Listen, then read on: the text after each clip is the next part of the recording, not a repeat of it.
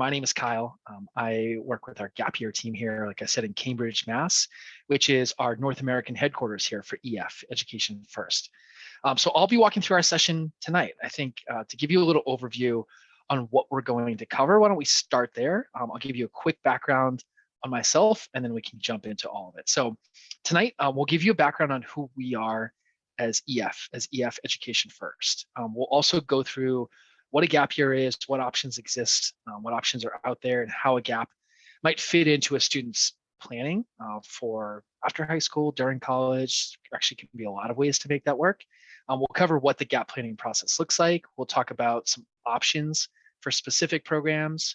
I'll highlight a few student stories, and then we'll cover some next steps and answer any questions if we have any that are lingering as well. So tonight is really focused on, as the title of this session is being a gap advocate for your school. So I know we have counselors, educators, and you all obviously play an incredibly critical role in helping students to understand their options and connecting them to amazing opportunities. So I think, my perspective is someone that has probably needed some guidance going through high school and college, someone that has taken a gap semester.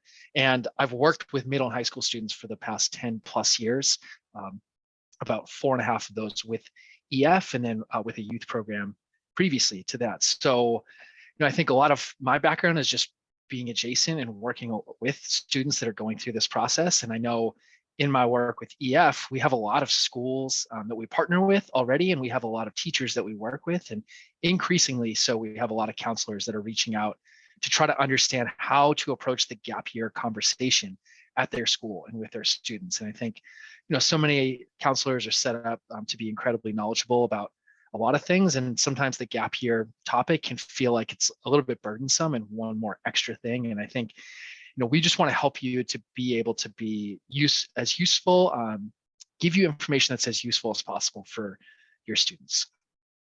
All right, so let's get into all of that tonight. And I think just last housekeeping thing is everyone, video will be off. If you do have questions, just drop them in the Q&A. I'll try to get on those as soon as we can and hopefully have everybody out here in a relatively short amount of time. So let's just start. I want to give you all a background on who we are. I think it helps to set some of the stage just for where we're coming from, what our perspective is in terms of working with students. So EF, Education First, probably the easiest way to put it is that we're the world leader in educational travel. So since 1965, close to 60 years at this point, we've quite literally helped millions of people to see new places, to experience new cultures, to learn new languages, and to discover new things about the world and about themselves. So, as you can imagine, we have a lot of pretty deep expertise and experience in running educational programs for a number of decades. The last few years have thrown some crazy wrenches in all of our plans, and navigating that has really been interesting as well. But I think we are very excited to be at a point where we actually have students on the road. We're quote unquote very close to what normal would look like for students that are on gap year and semester and even short-term programs with us right now.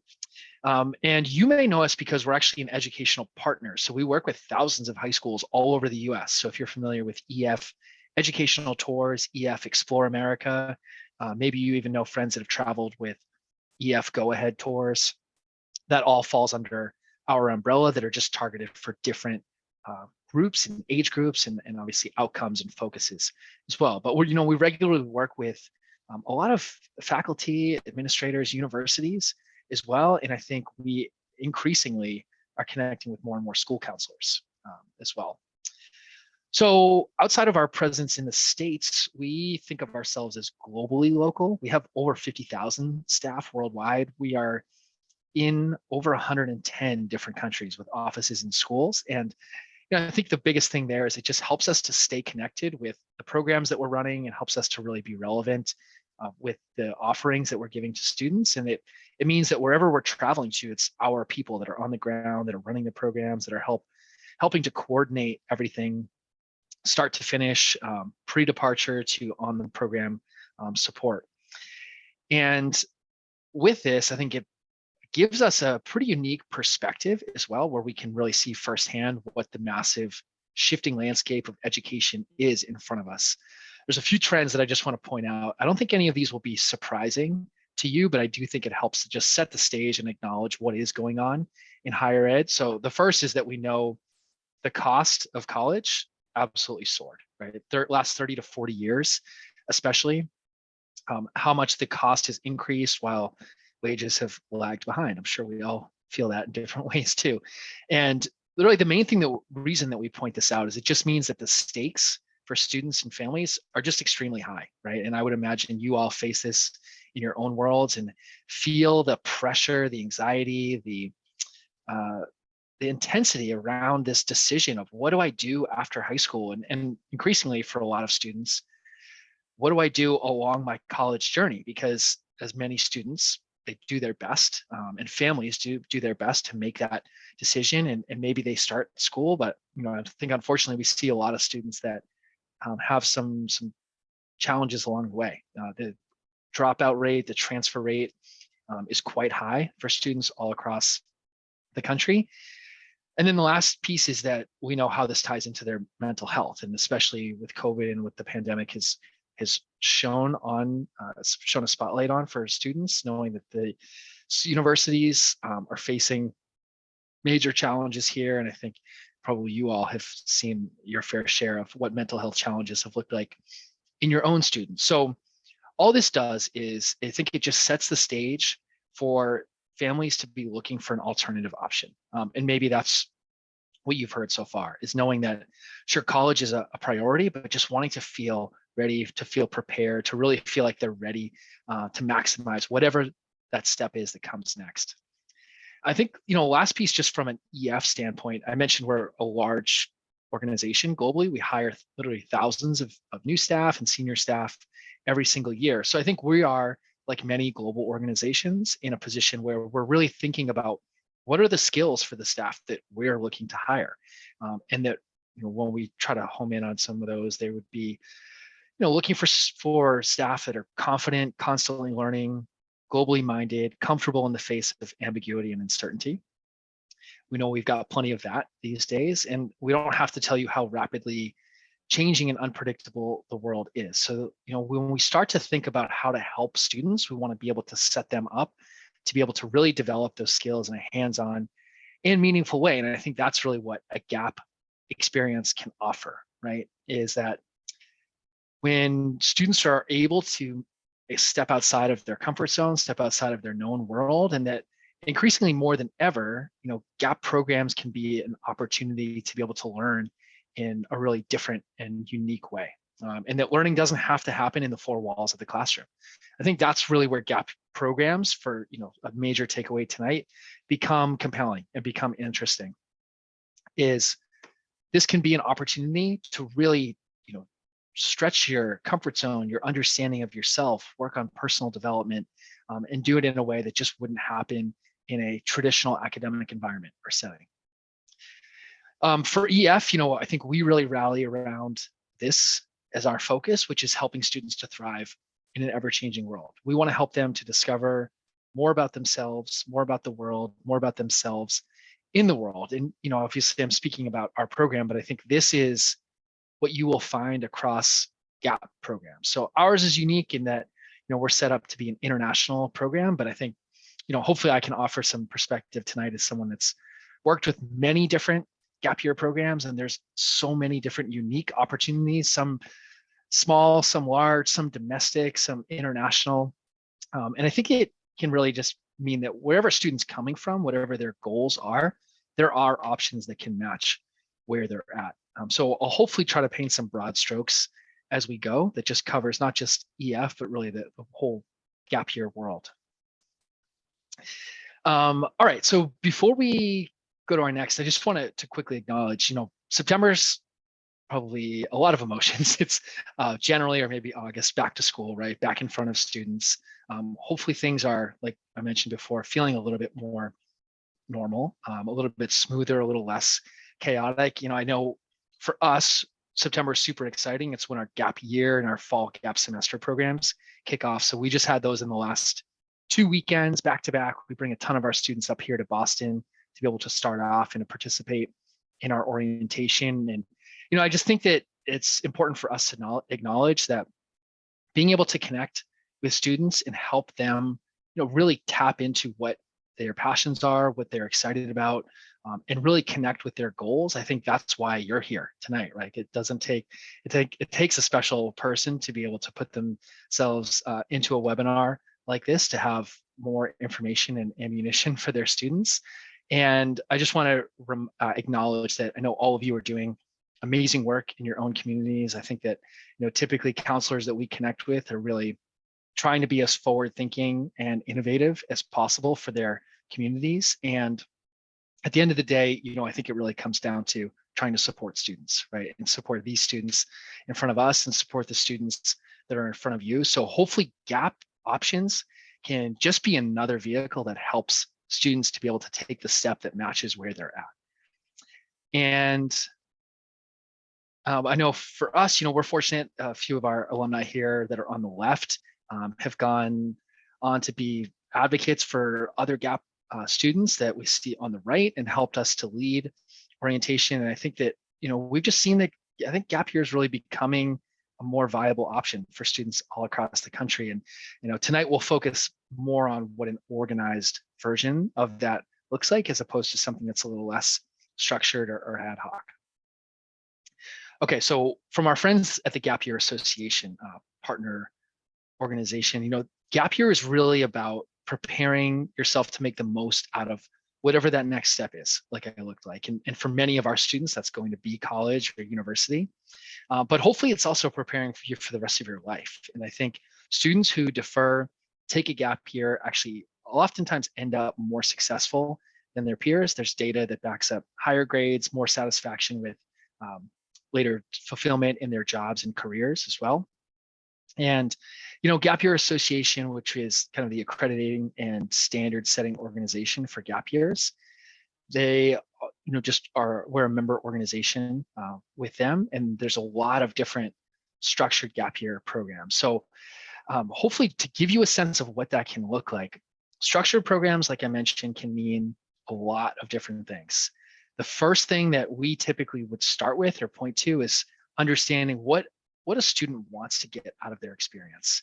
There are some great resources on Gap Year Association's page, on our page as well, to hopefully start students in that direction. And, for many of you tonight, I think that's ultimately a really good starting point, jumping off point, is digging in, with the student or with their family. What do you want out of whatever your next step is? What do you want to gain from this experience? What do you want to get out of your next year, whenever that comes, right? So there's structured programs that happen domestically and internationally, like programs like through us. There's also less structured gap programs where a student might be doing an apprenticeship or organizing something on their own, or maybe they're working directly with an individual gap year consultant that can help them to piece a few different things together to make a really meaningful gap experience. Maybe they're doing something that's more closely associated with career exploration, things like internships or apprenticeships. They may volunteer or do community service. Again, that can happen domestically and it can happen internationally in different communities. They may choose to dig into language immersion or language study, which really is just helping to get more cultural and global experience. There's obviously also just working for the year. And sometimes it's a combination of working and maybe some of these other things where students are working, gaining and saving some money so that they can then use it for some sort of experience, travel, and then a lot of different amazing outdoor programs as well. But really all of those programs are designed, I think, for these main reasons here. So this comes from a survey through the Gap Year Association for what students are, how students want to spend their gap years.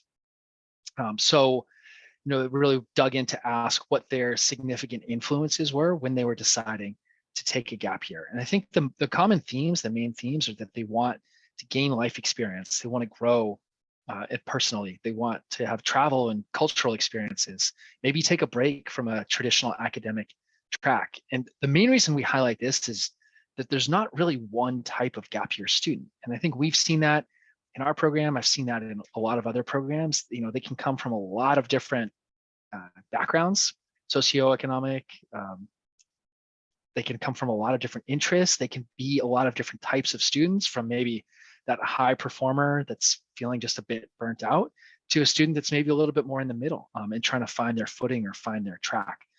So all of those types of students can be a good option for a gap year. It really just centers around ultimately what do they want to get out of the experience. And for some students, they might decide that they really want to start college.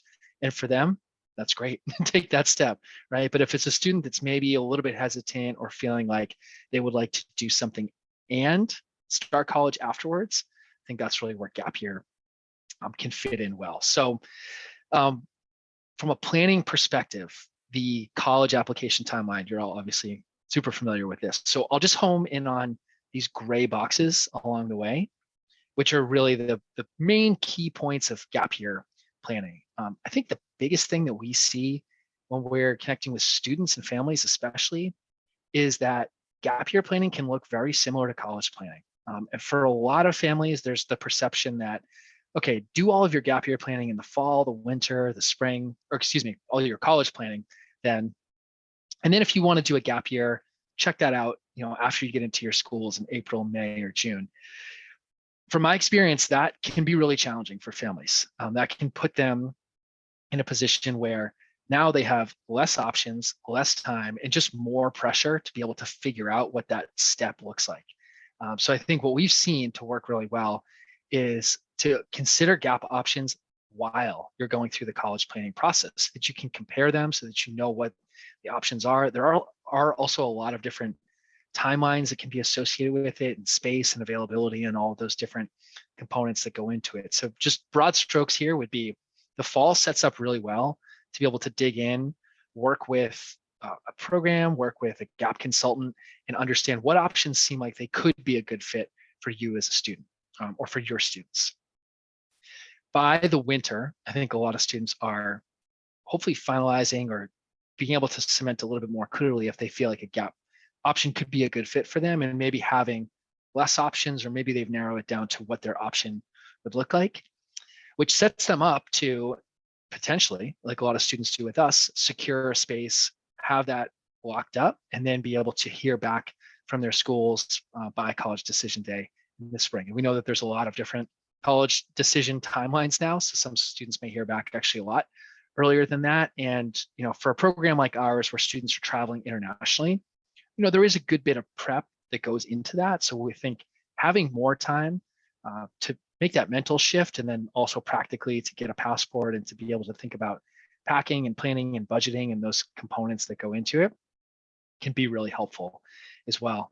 One thing that we do on our program is we offer a deferral guarantee for students. So all that means is that if they are accepted into a university, we can give them a guarantee so that if for some reason their university does not grant them a deferral, meaning pushing back their acceptance for 1 year so that they can do a gap program or they can take a gap year, then we offer them a refund. We know that there's a lot of just questions and anxiety that can come around this planning process. So we try to alleviate that as much as possible and make sure that students can have their options in front of them and not need to worry about what universities do. And part of why we do that is because it's so rare that we run into situations where universities are not accepting students. I think we've actually probably seen it increase, where from a university perspective, I think a lot of the feedback that we hear is the gap year student comes into the university more prepared, more ready.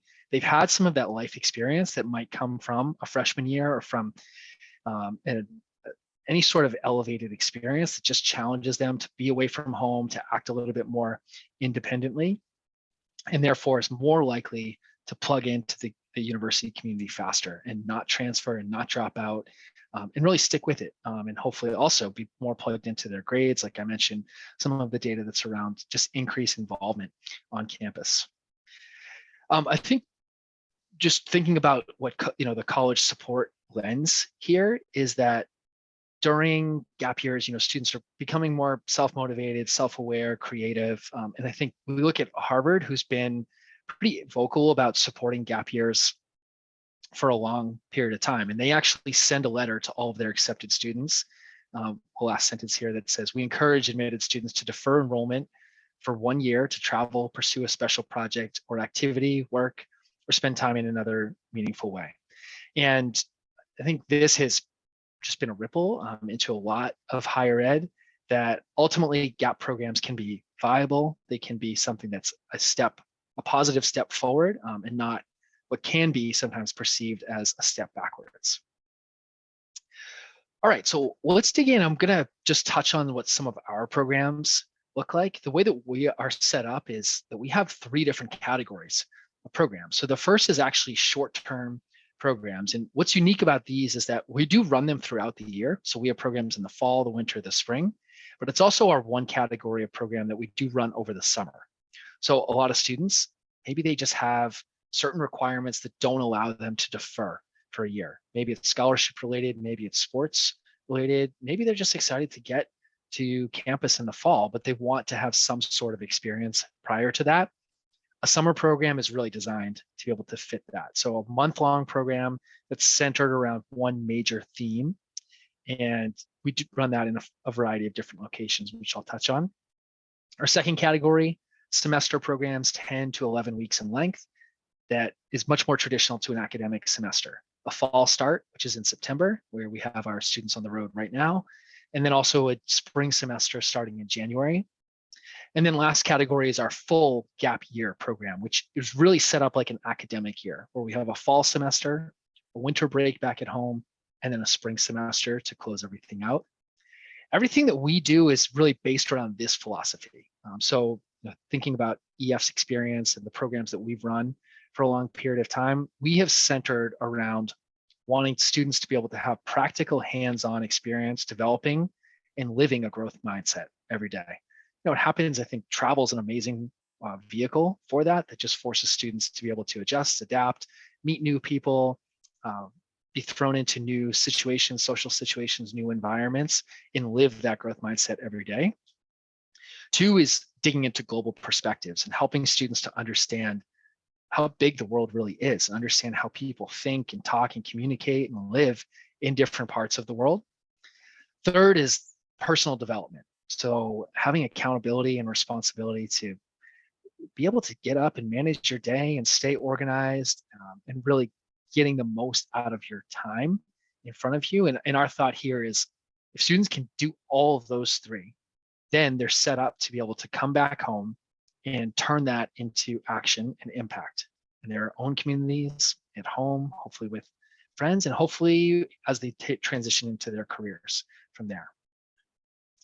We also do a lot of the coordinating, I would say almost all of the coordinating and the planning, logistics for all of our programs. So we think from A to Z here, all of the flights and transportation are going to be taken care of. They're going to be included, and we manage and book all of those.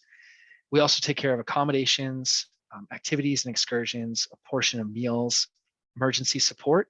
And then we also have a team that actually works with all of our enrolled students prior to departure and while they're on program. So they always have a specific, we call it a gap year advisor, to be able to reach out to really help keep them on track, make sure that they're supportive, make sure that they're staying on track with their goals for the experience as well.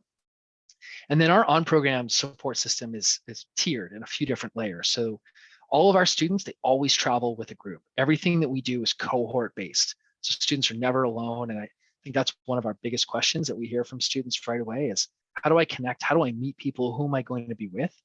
They will be with other GAP students from the States. We will be traveling to all these different international locations, but you'll always have that group that's with you.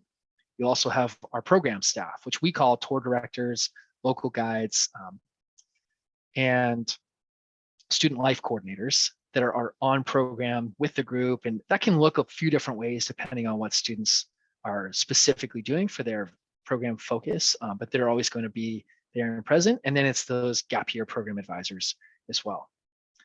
So to touch on some short-term programs, I'll just keep it quick here, but we really like to center these programs around a central theme, whether it's Global Business in London, where we're partnering with a HULT International Business School. Students live in central London. They're taking introductory business level classes over the summer with the goal of helping them to understand what is it actually like. Number one, to get a feel for business environment and take classes in marketing and entrepreneurship. And they will work up to delivering a case study presentation at the end of their time to a business that we partner with. In the past, it's been Unilever, but that can rotate from year to year. Some students might travel to Costa Rica and work with local nonprofits and NGOs and work maybe with students, work with potentially endangered sea turtles like the photo shows. But that's all through a network of relationships that we have on the ground. Maybe they'll travel to Spain and take Spanish classes and live with a local host family, or in European discovery, get a little bit of a mix of travel throughout Europe, visit the UK, France, um, Germany, Switzerland, and Italy as well. We have 5 different semester itineraries. These start to be a little bit more robust and a little bit more nuanced as well, but they all combine multiple different locations and activities. So for example, if we take the Explorer, students will have the chance to travel for 2 weeks to start their program through Europe. Then they'll move into a month of language immersion at the school of their choice in Europe. So they're choosing between Barcelona, Rome, Nice, depending on the language. That these are all EF schools, EF campuses. Then they move on to do a month of service work in Thailand, again, where we have a relationship with local nonprofits, local NGOs, and then wrapping up with a week of what we call wrap up and leadership programming at the end. A program like the Pathfinder gives students exposure to visiting a number of different locations and communities, places like Iceland, the UK, France, Italy, Switzerland. We really want students to have that exposure. And I think it really matches well for students that are a little bit unsure of what to do, know that they want to get that exposure, get that experience, get themselves, quote, out there into the world, and then being able to have a lot of different environments to get some feedback from what they like. I think a few other interesting programs, these are actually more recently launched for us. So we have a program called the Entrepreneur, which is centered around an 8-week internship where students are living together and working at an internship for a local organization or business in Stockholm, Sweden. So it's a place that we have pretty deep roots. Our company, our family that founded our company and still runs the business to this day is Swedish themselves. So we've got a really good network of a lot of our staff, and we have offices in Stockholm as well. So it's a good natural hub. And I think it's a really interesting place for students to be able to live, to work, to explore, and to be able to walk away with something they can put on their resume that's really tangible. Another interesting, pretty exciting program, actually, the Voyager, takes students through Australia, New Zealand, Tokyo, Thailand, in a 10-week tour de force, so to speak, of a few different cities and activities along the way. And then we have our year program, which combines travel, language immersion, service programming, travel through Australia and New Zealand, internship, as well as leadership programming at the end over 2 different semesters. All right, great. I'll just highlight a few students here, give you a sense of what they're doing. Rachel actually joined us on a session last night and was talking a bit about her own experience. So Rachel's from Chicago. She's actually at school in Wisconsin now after finishing up her gap year this last spring. She did a full gap year where she did her language in Rome, service in the DR, business and internship in Dublin. Some of those locations are changing for next year. But for Rachel, I think she was really excited about doing something that would just challenge her in a different way and wanted to have exposure, which is why she chose a lot of different locations. And in her conversation last night, I think she really just talked a lot about the relationship she built and some of the independence that she gained in traveling throughout the entire year. Jared actually goes to school now in Boston, close by to us, and he also finished up his gap year. He was a student that had gap year on his mind probably towards the end of his junior year. This was something that he had been thinking about for a little while, knew that he wanted to go to university as well. So he had been planning with us and also applying to colleges quite early in the process. During the fall, around this time, he had a lot of his plans set in place. And he was also looking for exposure, but also wanted to be in some Spanish-speaking countries as well. Spent time in Costa Rica, spent time in Seville, Spain. So, I think just to recap here, there's a lot of miscommunications around gap years. There's thoughts that this can take students off track, or that it might even be a signal that they're already off track. And I think in 2022, that's just not a modern way to approach what a gap year can look like. And hopefully too, you're also seeing that gap year can also mean gap program, gap semester, gap time. There can be a lot of different ways to ultimately make it useful, valuable, and make it catered to where the students are at and what their goals are. I know for us at EF, it's probably close to 98 or plus percent of students that are going from their gap program to university or back to university as well. So we see those fitting really well hand in hand, but it's also brought students on our program to school in Europe. We have one of our alumni recently talking about how she's in flight school right now. We have other students that are pursuing different trades as well, but being able to just do so more clearly, more confidently as well. We have a quote here from we have two more actually, alumni, just to highlight. Annabelle, she's a really interesting story. She had deferred from a specific university, had some doubts about if that was the route she wanted to go. She was accepted into art school, but wasn't quite sure if that's what she wanted to dive into. And as I said earlier in the discussion, spend the money and the investment to start on that track. She took her gap year, ended up really, really connecting with her service program in the Dominican Republic. Now, she's been studying marine biology in university. She is going on, actually, she's graduating this winter in December. She's going on to work at a coral reef or for a coral reef laboratory and research. So it's directly sent her on that path. And we just actually saw her at our orientation recently. She's doing great. She's super excited about the path that she's on. Diego was a little bit of a different story. He had applied to his top school and wasn't accepted the first time around during his senior year, used his gap year as a way to add on more experience, reapply, and ultimately got in. So he's going to school at Parsons and is where he wants to be. And I think just being able to come at it with somewhat of a differentiator from his experience as a second round of application. So there's a lot of ways that we work with families, and I think this is where our team for our programs has our own approach to make sure that we have payment plans, scholarship options, working with 529s, having time to plan, really just structuring whatever that game plan looks like, because we are different than university. We don't have FAFSA, we don't have a traditional federal student aid package or opportunity. So it means that we do have to be a little bit more creative. We do have to create unique plans with each student that can help them to be able to get set up. And that's also why having the time to be able to do so can be really beneficial and really impactful. So I'll pause here. If this was, enough for you tonight, I'll welcome everybody to jump off and continue with the rest of their evening tonight. I think ways to be able to stay involved with us is, number one, to actually connect with our team or connect with myself. Happy to be able to set up conversations. We do actually with a lot of schools, and sometimes even are able to run virtual sessions to help students if they're trying to get more information about gap programs.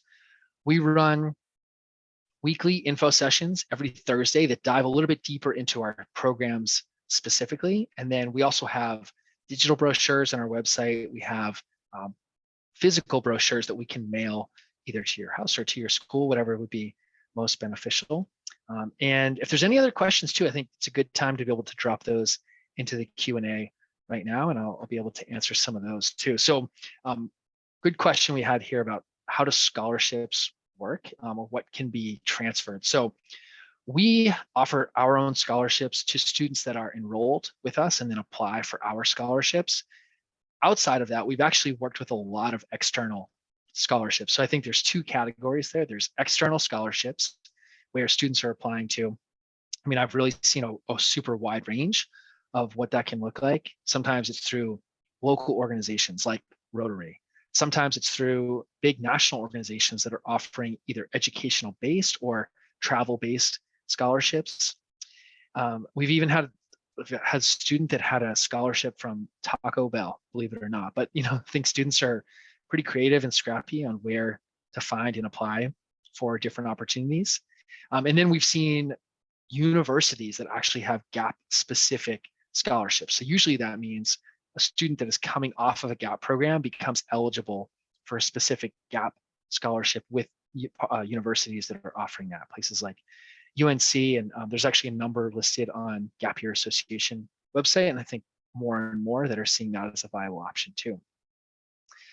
To get information for your students, I think the easiest way is on our website, either connecting them with our info session on Thursday night. Or you can also request brochure materials, and you can also email the webinar link back tonight if you want a specific delivery mechanism or anything that might not be standard on our website. And we can make sure to get that set up for you as well. Yeah, good question. Students don't have to be accepted to college before they apply for any GAP program, actually. We have some students that intentionally are doing their gap year so that they can then apply or consider college at a later point. Their first focus is, hey, I want to be able to have this gap experience and then be able to come back and think about where I might want to apply or what schools might be a good fit. We also have some students that, like Jared, that are already applying to their school or maybe have even gotten in and then are applying to our program afterwards. So it really can happen in a few different ways. It's, I think, quite flexible and maybe sometimes more flexible than people even realize at first. And then we're quite familiar with working with different deferral processes, which also is actually oftentimes a much more straightforward process, and helping them with any material or deferral letters that they might need. Yeah, so I think, usually we would say the first step is to applying for a program like ours is to connect with the program. So for us, it would be connecting with our team. We really want to dig into a student's goals, their motivations, and make sure it's a good fit, a good partnership on both sides. Then from there, we can talk specifically about what a timeline might look like. For a lot of students, starting that in the fall is going to put them in a position where they're in the driver's seat, so to speak. They're going to have their first pick of options, or for us, we run a lot of different destinations that are all space dependent and space specific. So we want students to identify what is a good match for them. And then based off of that, we can give them a more clear timeline for what we're seeing in terms of availability and how that ties into whatever college process or consideration they might want to consider. But the option A of doing that in the fall opens students up for the best experience that they have. Because from there, then they can say, if it's not a good fit, then they can cross that off the list, and now they know, and then they can pivot, or they can look for other options, or they can focus on their college process. But the biggest challenge that we see is when students come to us in March, April, May, or even over the summer, and a lot of times it's just hard. There may not be space. Like I said, it puts a lot of pressure on families to be able to make decisions sometimes in that short of a time period. But it's also fairly specific depending on the specific program that they may be interested in. Awesome. Check here if there's any other questions that come through this evening. We'll have this recorded if it's helpful for anybody. Obviously, folks are here, but we'll be able to send this out or share it with a colleague or with a student. And if there's any questions that come up later on or afterwards, feel free to reach out. I'm available. I'll probably the person that will email you back and reply to you, and check in on our inbox. And you can just reply right back to tonight's calendar invite, and we'll make sure that we get either questions answered for you or resources for you and your school. Again, I thank everybody for being here. I know everyone is super busy and there's plenty of things going on. So I wish you the best this fall. I hope this is helpful as you bring this back to your communities, and hope everybody has a great evening. Thank you all.